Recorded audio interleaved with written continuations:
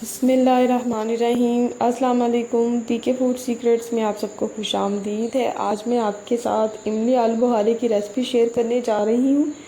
ये चटनी बड़ी ही मज़ेदार और चटखारेदार चटपटी सी बनी है। जैसा कि रमज़ान स्टार्ट होने वाला है और रमज़ान में इमली आलू बुखारे की चटनी का बहुत ज़्यादा इस्तेमाल किया जाता है। इस चटनी को आप पकौड़ों के साथ, फ्रूट चाट में और दही बड़ों में भी इस्तेमाल कर सकते हैं। तो चलते हैं अब इस चटनी की रेसिपी की तरफ।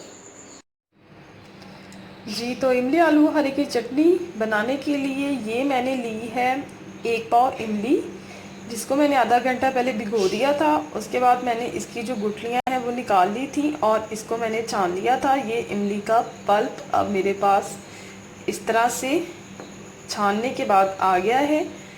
और ये आलू बुखारे को मैंने आधा घंटा पहले भिगो दिया था। फिर उसके जो बीज थे वो निकाल के इसको मैंने इस तरह से जग में डाल के ब्लेंड कर लिया था। और अब मैं स्टार्ट करती हूँ चटनी बनाना। ये मैंने एक पैन लिया है और अब मैं इसमें शामिल करूँगी 400 ग्राम गुड़ है, जिसको इस तरह से मैंने कूट लिया था। ये मैं शामिल कर दूँगी। छोटा छोटा अगर आप इसको कर लेंगे तो इसके मेल्ट होने में आसानी होगी। और अब मैं इसमें शामिल करूँगी कि 1 कप जो चाय वाला है, यानी कि 100 ग्राम चीनी, ये इसमें शामिल कर दूँगी। और इसके साथ मैं शामिल करूँगी हाफ कप पानी, ताकि जो चीनी और गुड़ है वो आराम से मेल्ट हो जाए।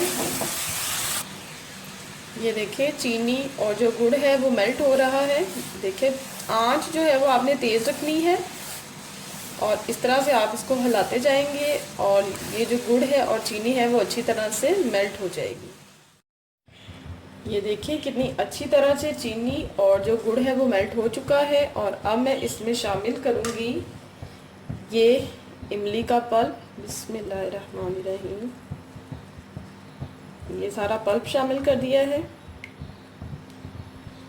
और अब मैं इसमें शामिल करूँगी आलू बुखारा, जिसको ब्लेंड किया था, ये सारा शामिल कर दूँगी। अब मैं इसको करूँगी मिक्स अच्छी तरह से और आंच जो है वो मैं दरमियानी कर दूँगी। बड़ी ही जल्दी ये चटनी बनके रेडी हो जाती है। देखिए, इसको मैं अच्छी तरह से मिक्स करूँगी।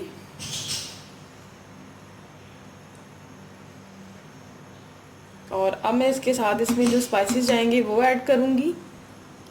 1.5 टीस्पून इसमें पिसी हुई लाल मिर्च शामिल करूँगी। 1.5 टीस्पून इसमें पिसी हुई काली मिर्च शामिल करूँगी।